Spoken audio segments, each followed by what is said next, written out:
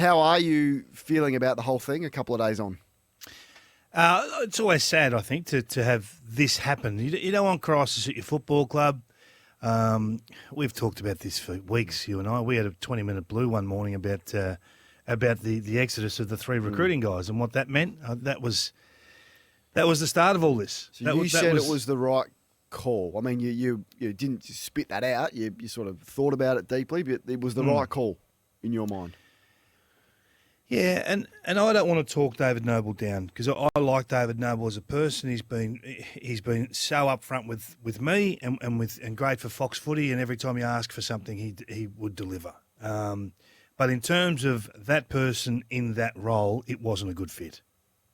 I mean, I think he's going to be, and is going to be again a great administrator, but he just wasn't a great coach. What were the downfalls?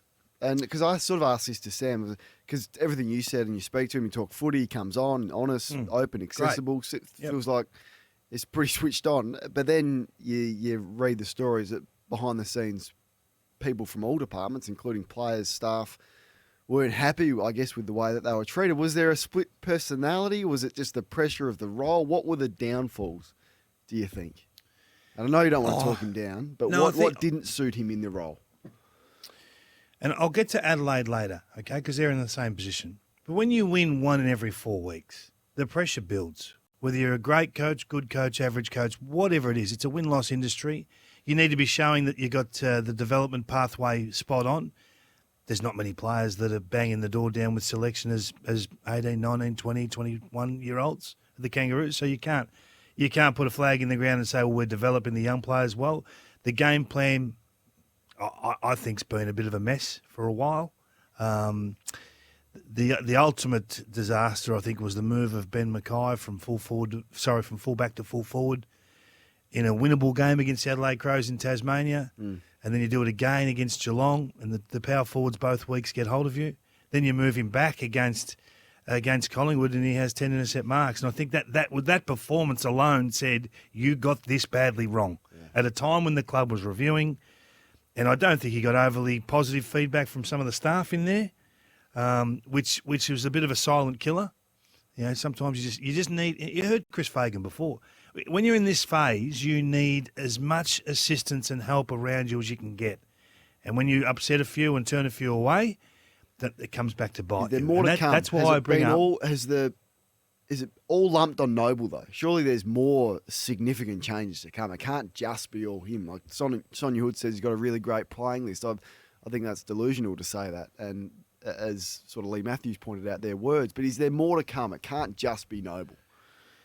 I don't understand how the CEO can be in the same business and see David Noble every day and be amongst the staff and around the staff every day, and then a review finds out that the staff are off the coach and the coach is not trusting and endorsing and supporting the staff to the point where they verbalise to a review that he has to go, but the CEO who's there every day doesn't see that and doesn't act.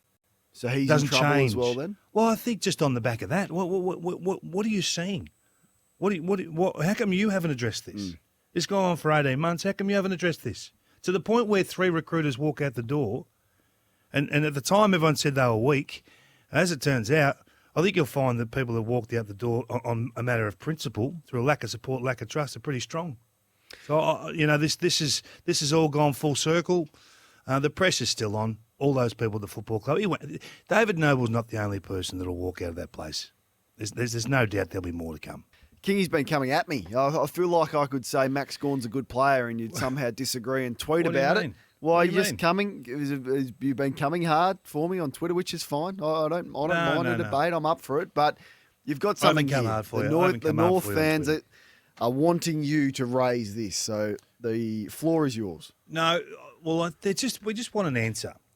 So when you went pretty hard at the recruiters and the strategy and all that midpoint of this year, we said, okay, that's strong. That's all right. But, Jenny, you got to make decisions in real time in AFL footy. And someone sent this, and I thought it's only fair to pass it on and get you to answer it for yourself. You're a big boy. You like to make big statements. So let's just have a listen to what you said in real time when the Kangaroos made their list decisions on Footy Classified. Finally, North Melbourne understand where they are at, and I fully support what they're doing. So they've delisted 11. This is where they finished in the last 8 years. They are a smack bang middle of the road team. They are going nowhere. This carnage had to happen. So delist 11, trade Higgins. I'd go further. I'd trade Goldstein. Polek has been Kane. exploring his options. I would, Caro. I would. The youngsters coming through are showing promise. They've had hardly any first-round draft picks in the last 8 years because of that record I just showed. At some point, you have to understand where you are, go backwards like Hawthorn should have done 12 months ago, and then rebuild from there. So I just want to know, are you with that opinion that you originally made, or are you with the new opinion? No, midpoint of this year? My opinion hasn't changed. Has changed? How has my opinion changed? The criticism around the list management team was the decisions they've made in that 2-year period, the 2-year gulf between that North Melbourne fan hunting down that audio from 2 years to this point. The strategy is fine. I think they've cut too far from the mid-core, so the 24, 25, 26 brigade. But in terms of the strategy to rebuild, that is fine. What I didn't understand was the incompetence of the selections that they would make, the players that they've brought in, the players that they'd picked at the draft.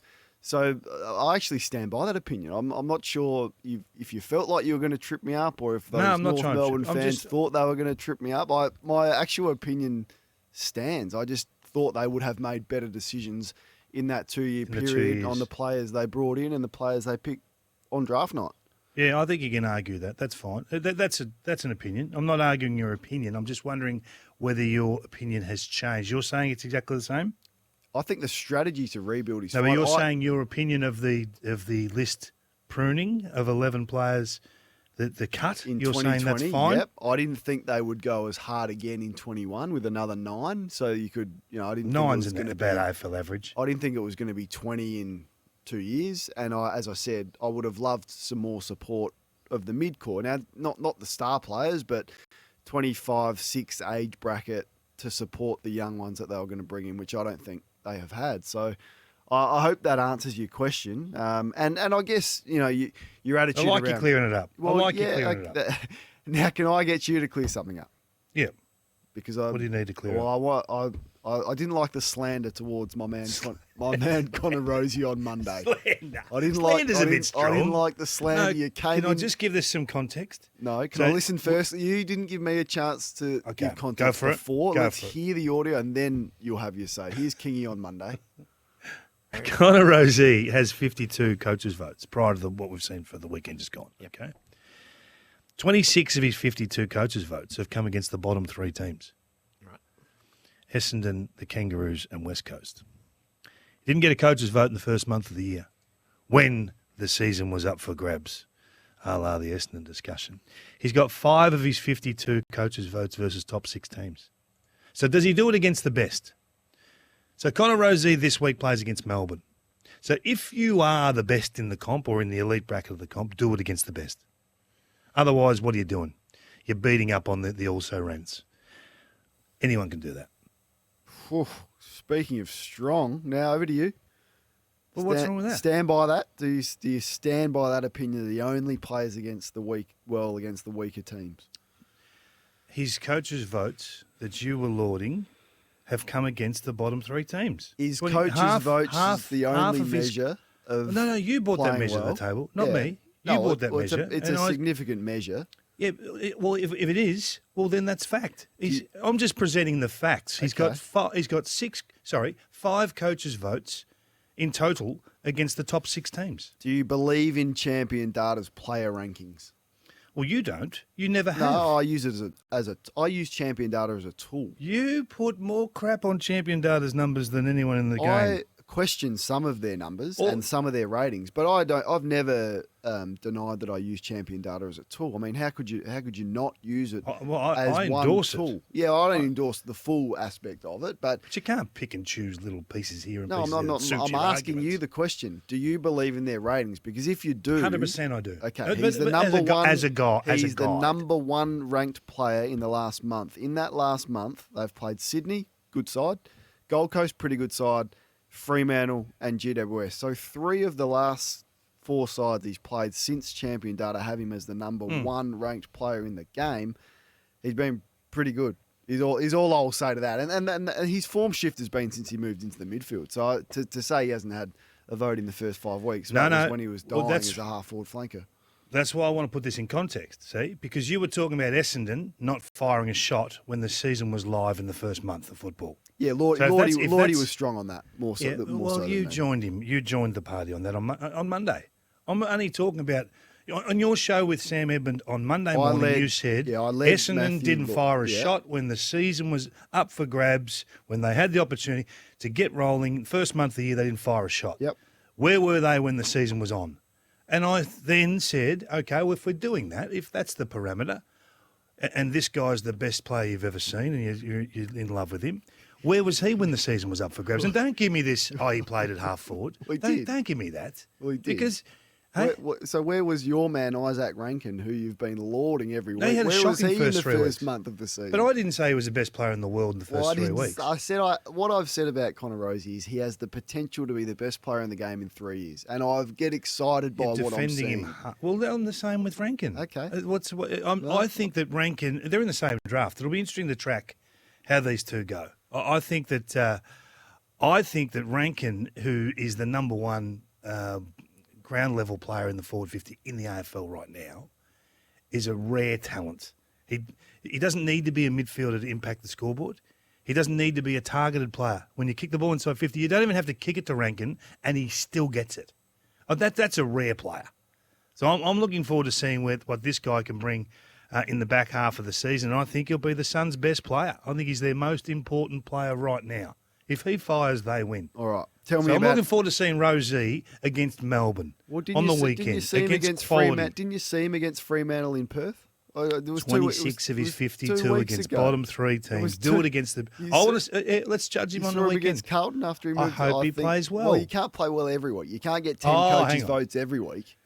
Against the bottom, he doesn't get 10 against the best teams. He does not get 10 against the best teams. He plays well again. I think if you had a closer look, I think you'd be. He does not get 10 against the best teams. He had his best game, according to your friends at Champion Data, against Fremantle in Perth 2 weeks ago. And on that, 2 weeks ago, you said he wasn't a goal kicker. Since that, he's kicked 8 goals in his last 3 games. So bang, stick that in your pipe and smoke it, Kingy. Now tell me about Adelaide. Well, I want to put this on the agenda. Okay. There's no way Matthew Nicks can survive this rebuild phase that the Adelaide Crows. Oh, that's a big call. All right, there's no way. Tell me more. So I'm looking through it, and right now he's got a win-loss strike rate of about 27%. Okay, they've finished 18th, 15th, and track at 15th this year. He's got a list that is far from the envy of the rest of the coaching fraternity in the competition. List is poor. The list is. I'll tell you, the list is poor. The list is more than poor. Yeah. I think you'll be asking for priority selections within 3 years. Wow. At the Adelaide Crows. So their form at the moment is they're wallpapering over the cracks through the unbelievable season of Walker, the guys like Laird who are producing high level football, Keys who's having a great. So the older bracket are playing seriously good football.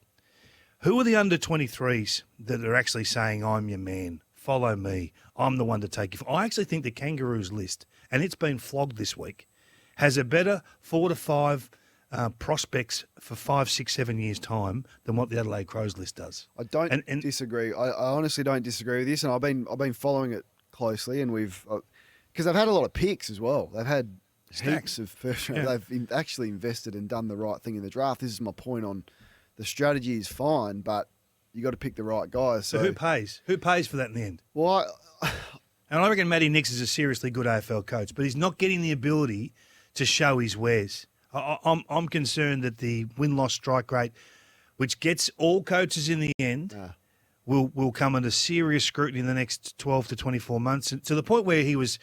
I mean, I don't know if it was yourself, but there was a couple of people challenging whether he should have even been had his contract extended. I thought they went prematurely. Yeah, I didn't think so that's the first point, isn't it? Yeah. That's the first little start of the discussion.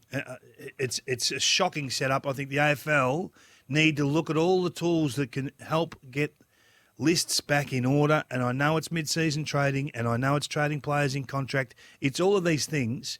Otherwise, you are just going to continue to set fire to young coaches with vulnerable lists and football clubs that get jumpy because boards panic It's on their watch. They get sacked. They get questioned. So we've said the list has less upside than North Melbourne. They've had the picks. They continually get them wrong. They continually draft the same scrappy, hard-nosed, tough midfielders with no polish that are small. Fisher Mackessy's still playing twos after being a pick six and just has stagnated in the SANFL. Jordan Gallucci's a first-round pick. He's gone. Chase Jones, Ned McHenry. There's millions of them that aren't coming on at the stage that they should be. So where does the pressure go on this, Matt? This is my point on Mark Rasciuto's had a heavy influence on the list. Justin Reed's been there for a long time, and Reed a great footy person. He was my manager for 10 years. Hamish Ogilvy's their recruiter. Where's the pressure that these guys get 10 to 15 years before we start asking questions? So I'm not. So RJ's just sent through a text. Oh my God, Kingy's trying to get another coach sacked. I'm the opposite of that. You're defending. I am saying I think this guy plugged into another club is a great coach. I really do. Ball movement, defending ball movement. I think he's excellent at that with his coaching strategy. So this is not a Matthew Nicks discussion. This is a discussion about the system. We have to give those guys you're talking about that are there to manage a list an opportunity to manage it more regularly. 2 touch points for the year is not enough. They need 4 to 5. They need the ability to shift and change and get more competitive to give these coaches a chance. The AFL Coaches Association need to get in front of the AFL as quickly as possible and straighten this up because we're going to set fire to another coach every year. There's one a year that's going to pay this price.